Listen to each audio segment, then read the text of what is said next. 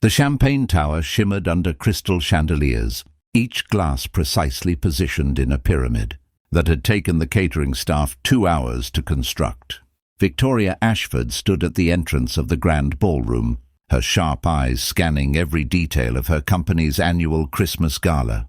The woman who had built Ashford, technologies from a garage startup into a billion-dollar empire, didn't believe in imperfection, especially not tonight. Not when the board members, investors, and media elite would soon flood through those doors, their judgments as sharp as the creases in their designer suits. She tugged at her pearl necklace, each gem worth more than most people earned in a year, and checked her diamond-encrusted watch. 7:45. 15 minutes until showtime. Everything had to be flawless. Everything had to reflect the image she'd carefully crafted. Over 2 decades, untouchable, unshakable, unstoppable Victoria Ashford. Mrs. Ashford? A timid voice interrupted her inspection. Victoria turned to see Marcus Chen, the evening shift janitor, standing near the service entrance with his cleaning cart. He was somewhere in his 60s, with silver hair and kind eyes that crinkled at the corners, wearing the building's standard grey uniform that had seen better days. "The floors are finished, Ma'am," he said quietly. "I was wondering if you needed anything else before You're still here?"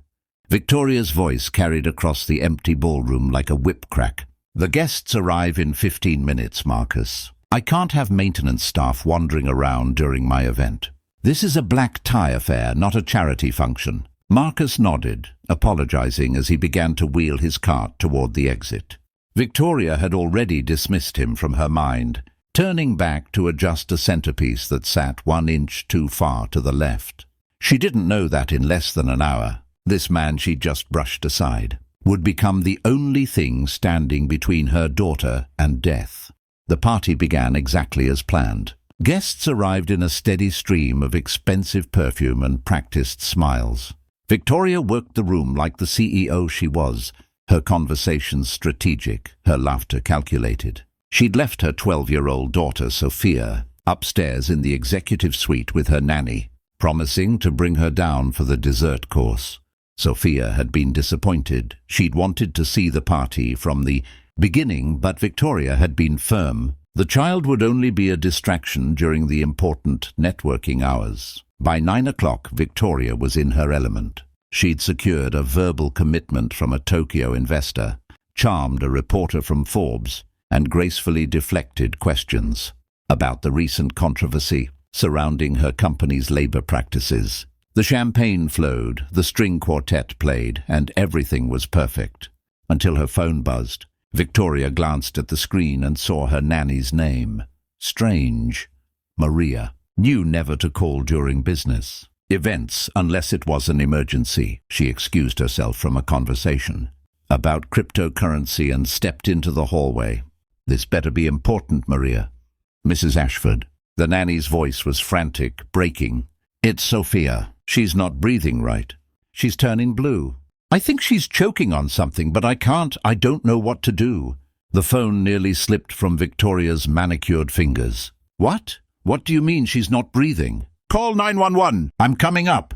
She was already running toward the elevators, her heels clicking frantically against the marble floor. Several guests turned to stare, but she didn't care.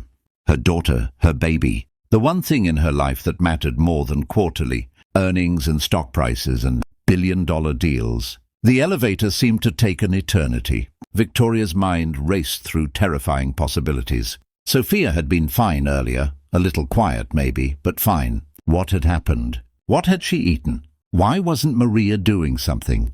When the doors finally opened on the executive floor, Victoria burst into the suite to find Maria sobbing, holding Sophia's limp body. The girl's lips were indeed blue, her eyes half closed, her chest barely moving. "I called 911, Maria gasped. "But they said it'll be 10 minutes. Maybe 15 with holiday traffic. Mrs. Ashford, I don't think she has... Move!" Victoria grabbed her daughter, feeling the terrible lightness of her body. Sophia's skin was cold, too cold. Victoria tried to remember the first aid course she'd taken years ago, tried to recall the steps for choking, but her mind was blank with terror. She hit Sophia's back, tried to sweep her mouth, but nothing worked. Her daughter's eyes were rolling back. "Please," Victoria heard herself whispering. "Please, baby, please breathe, please." The door burst open. Marcus stood there in his grey uniform, his cleaning cart abandoned in the hallway. He must have heard the commotion from wherever he'd been working. For one wild second, Victoria wanted to scream at him to leave, to call for real help, to do something useful. But then she saw his face, calm, focused, and utterly certain. "Let me help," he said simply. "She's choking," Victoria sobbed. "She won't breathe." "I don't know what—" Marcus was already moving. "I was a combat medic, Iraq. Let me see her." Victoria didn't hesitate. She passed her daughter's dying body to this janitor she'd dismissed hours earlier, this man whose last name she didn't even know. Marcus laid Sophia on the floor with practiced efficiency, checked her airway, positioned his hands. "She's got a partial obstruction," he said, his voice steady. "Her airway isn't completely blocked, which is why she's getting some air, but not enough. I need you to stay calm, Mrs. Ashford. Can you do that?" Victoria nodded, tears streaming down her face, ruining her perfect makeup. Marcus worked with the confidence of someone who'd saved lives in worse conditions. He positioned Sophia carefully, delivered precise back blows, then switched to abdominal thrusts, gentler than the standard Heimlich, because of Sophia's age and the partial obstruction. Victoria watched, helpless, as this man she'd treated as invisible fought for her daughter's life. "Come on, sweetheart," Marcus murmured. "You've got this. Just a little cough for me." 30 seconds passed. 45. Victoria was dying inside. Then Sophia's body convulsed slightly and she coughed, a weak, wet sound. Marcus immediately turned her on her side as she coughed again, harder this time. Something small and hard flew from her mouth and clattered across the floor. A hard candy. Sophia had been sucking on a hard candy. The girl gasped, and colour flooded back into her face as oxygen filled her lungs. She started crying, confused and frightened, but breathing. Beautifully, wonderfully breathing.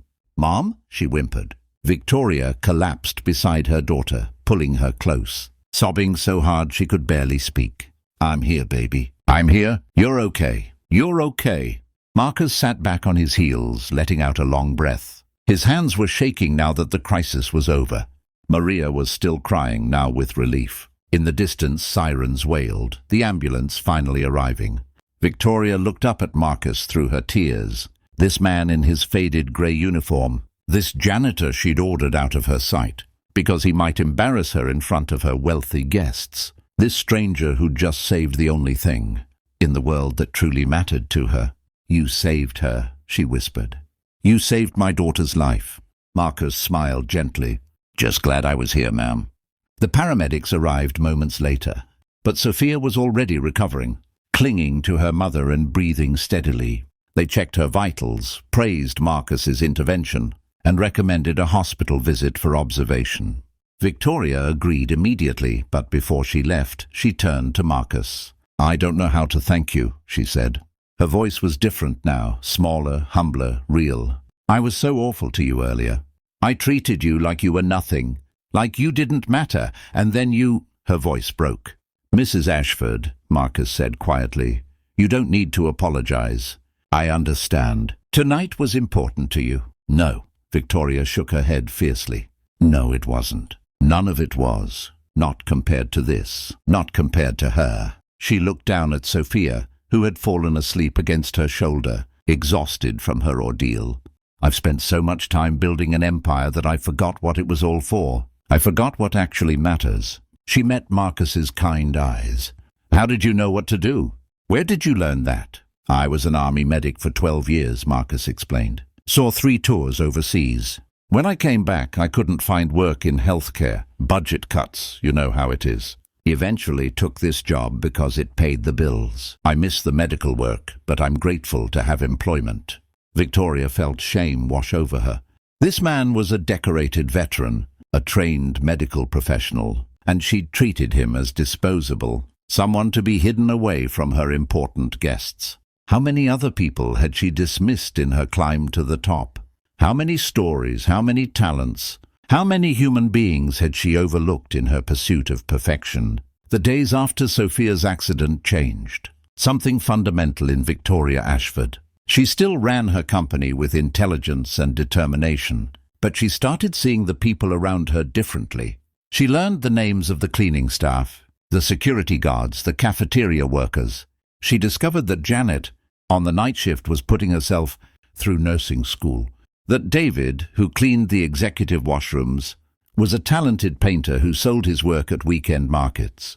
That Marcus himself volunteered at a veterans centre every Sunday, helping other former service members transition to civilian life. She called an emergency board meeting and proposed a new initiative, hiring veterans for positions throughout the company, with training programs to help them develop new skills. She raised the minimum wage for all Ashford Technologies employees. She established a scholarship fund for workers' children. The board was skeptical, worried about costs and shareholder reactions, but Victoria was immovable. "We're not just building a company," she told them. "We're building a community, and in a community everyone matters." Some investors grumbled. One board member resigned. But productivity increased. Employee retention skyrocketed. And when the story leaked to the press, not about Victoria's new policies, but about the janitor who'd saved her daughter's life, the public response was overwhelming. Ashford Technologies' stock actually rose as consumers responded to the company's new human-focused approach. But those weren't the changes that mattered most to Victoria. On Christmas morning, 3 weeks after that terrible night, she woke up in her penthouse apartment to find Sophia already awake, sitting on the floor surrounded by unopened presents. "Mom," her daughter said, "can we do something different this year?" "What do you mean, sweetheart?" "Can we invite Mr. Marcus for Christmas dinner? And Maria? And maybe some other people who might be alone today?" Victoria felt tears spring to her eyes. She pulled her daughter close, breathing in the scent of her hair, feeling the steady beat of her heart. "That's a wonderful idea, Sophia. The best idea I've heard in a long time." That afternoon, Victoria's penthouse filled with voices and laughter. Marcus came with his grandson, a shy 7-year-old, whose parents had died in a car accident 2 years earlier. Maria brought her sister, who was visiting from Guatemala. Janet from the night shift came with her textbooks, taking a break from studying for her nursing finals. David brought one of his paintings as a gift, a beautiful scene of the city at sunset. Victoria looked around her home, now warm with real connection instead of expensive but empty perfection, and realized that this was what she'd been chasing all along. Not success, not power, not even security. Just this: belonging, community, human connection. As they sat down to dinner, Victoria raised her glass. "I want to make a toast," she said. 3 weeks ago I learned something that changed my life. I learned that the most important people aren't always the ones with the biggest titles or the fullest bank accounts.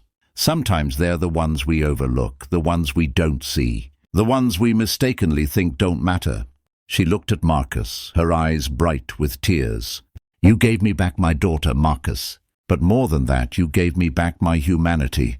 Thank you. Thank you for being exactly where you needed to be when you needed to be there." Marcus smiled, his grandson tucked under his arm.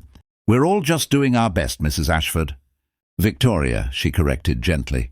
"Please, just Victoria." As the evening wore on and the city lights twinkled beyond the windows, Victoria sat with Sophia on her lap, surrounded by people who had become her real community. She thought about that night 3 weeks ago, about her perfect party still going on downstairs, while her world almost ended upstairs, about how close she'd come to losing everything that mattered while protecting things that didn't. She'd spent 20 years building an empire, but in one terrifying night, a janitor in a grey uniform had taught her what true wealth really was: kindness, selflessness, and the power of seeing the humanity in everyone around us. The champagne tower had been beautiful, she supposed, but it couldn't compare to the beauty of her daughter's breathing, or the warmth of Marcus's smile, or the sound of genuine laughter filling her home on Christmas Day. Some things Victoria had finally learned were truly priceless, and none of them could be bought.